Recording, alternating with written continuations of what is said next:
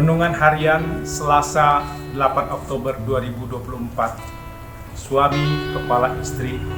Efesus 5 ayat 21 sampai 33. Mari kita berdoa. Ya Tuhan, kiranya Roh Kudus menolong kami dalam membaca dan merenungkan firman-Mu, agar kami mengerti maksud firman-Mu, dan Roh Kudus menolong hamba-Mu dalam menjelaskan kebenaran firman, agar kami sungguh-sungguh ya Tuhan bisa melakukan firman-Mu dalam kehidupan sehari-hari kami. Berbicaralah ya Tuhan, kami siap mendengarnya. Dalam Yesus kami telah berdoa. Amin. Salam sejahtera. Semoga kita makin memahami tentang peranan kepala atau pemimpin istri yang meniru peran Yesus sebagai kepala jemaat yang menyelamatkan umat dari dosa. Dan istri tunduk seperti anggota jemaat, tunduk kepada Tuhan Yesus dan kehendaknya. Efesus 5 ayat 22 sampai 23.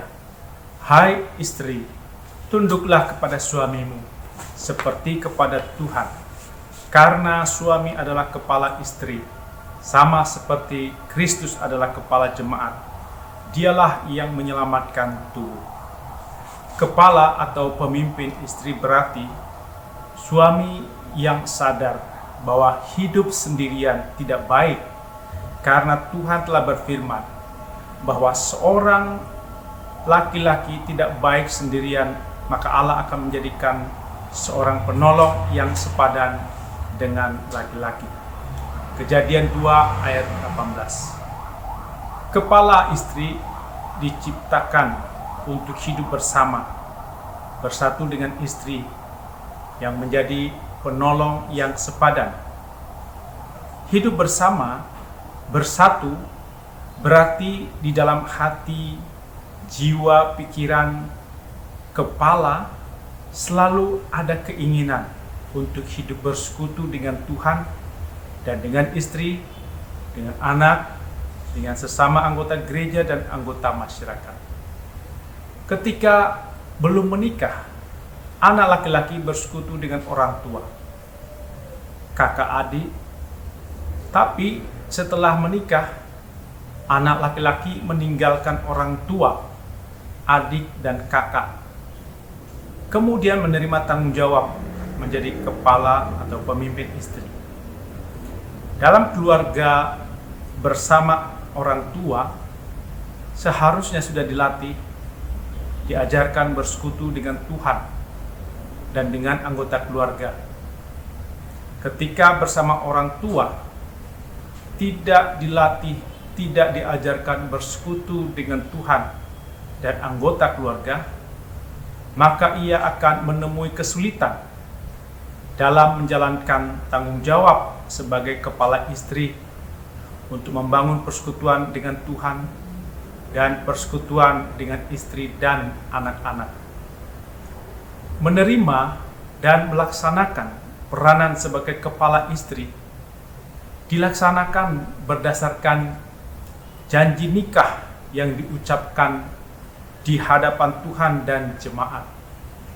Dalam janji nikah, suami menyatakan bahwa sebagai suami yang beriman, suami berjanji akan memelihara hidup kudus dengan istri dan akan tetap mengasihi istri pada waktu kelimpahan maupun kekurangan, pada waktu sehat maupun sakit, dan tetap merawat istri dengan setia sampai kematian memisahkan. Ini berarti sebagai kepala yang beriman, maka ia harus makin berakar, bertumbuh dan berbuah.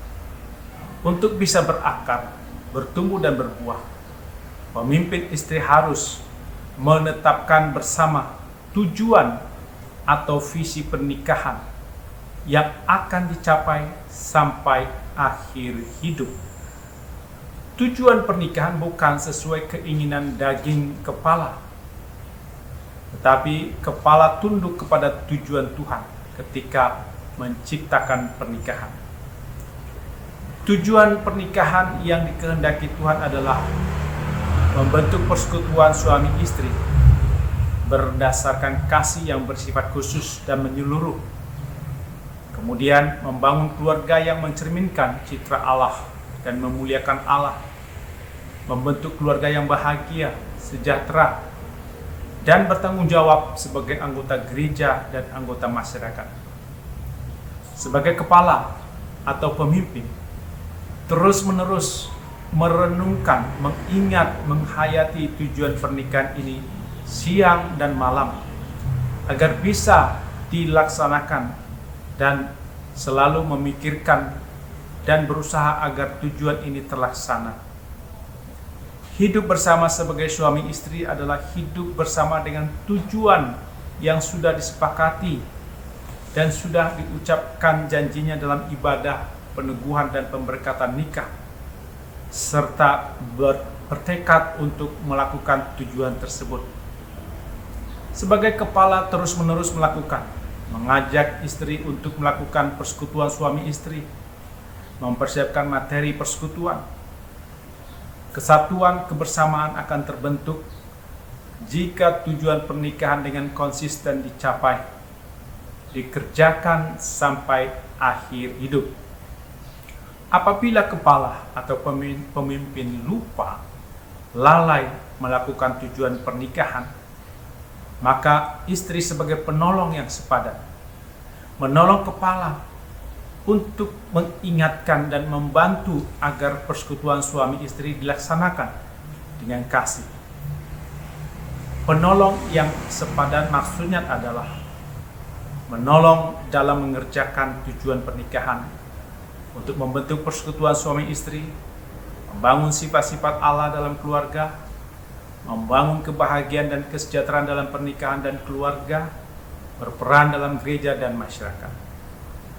Apabila tujuan pernikahan dilupakan, diabaikan, maka kepala istri akan memperlakukan istri dan anaknya sekehendak hatinya, memperlakukan istri sebagai benda, sebagai bawahan atau budak, bukan sebagai penolong yang sepadan, yang setara. Ia akan memperlakukan istri dengan kekerasan fisik dan verbal, merendahkan, menghina, dan mengabaikannya. Tujuan membentuk persekutuan suami istri dalam kasih agar kepala keluarga memperlakukan istri sesuai kehendak Tuhan, bukan sesuai kehendak daging dari kepala keluarga. Memperlakukan istri dengan kasih kepada Tuhan dan diwujudkan dalam kasih kepada istri. Kalau kepala keluarga belum berakar dan bertumbuh dalam mengasihi Tuhan, maka ia belum bisa berbuah dalam mengasihi istri. Ini pentingnya kepala istri bersekutu dengan Tuhan dalam kelompok kecil di jemaat agar makin berakar dan bertumbuh serta berbuah dalam mengasihi Tuhan, mengasihi istri, anak, anggota jemaat, dan anggota masyarakat.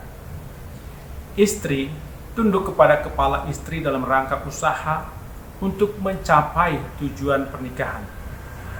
Kalau tujuan pernikahan dilupakan, diabaikan, maka istri tidak bisa tunduk pada kehendak daging kepala istri.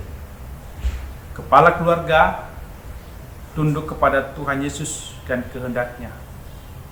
Kehendak Yesus adalah menyelamatkan dengan kasih yang berkorban.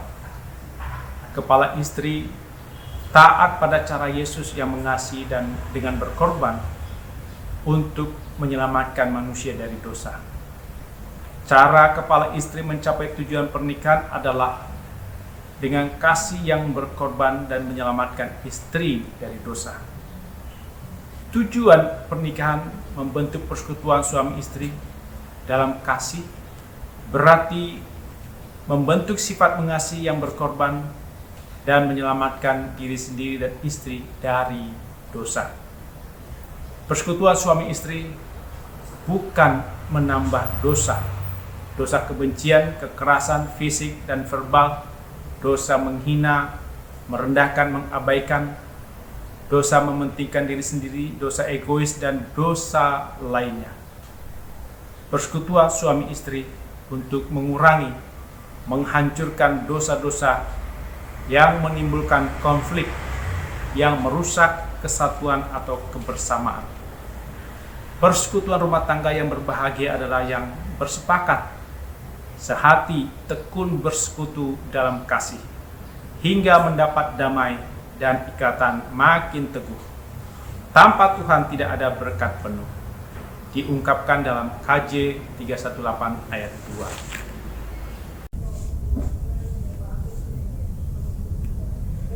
Berbahagia rumah yang sepakat, hidup sehati dalam kasih-Mu, serta tekun mencari hingga dapat damai kekal di dalam sinar-Mu. Di mana suka duka kan dibagi, ikatan kasih semakin teguh. Di luar Tuhan tidak ada lagi yang dapat memberi berkat penuh. Amin. Mari kita berdoa. Ya Tuhan, mampukan kami memahami peranan sebagai kepala istri dengan meniru peran Yesus sebagai kepala jemaat yang menyelamatkan umat dari dosa. Mampukan kami sebagai istri tunduk kepada kepala istri dalam mencapai tujuan pernikahan yang sesuai kehendak Tuhan, agar keluarga kami bahagia. Dalam nama Yesus kami berdoa. Amin.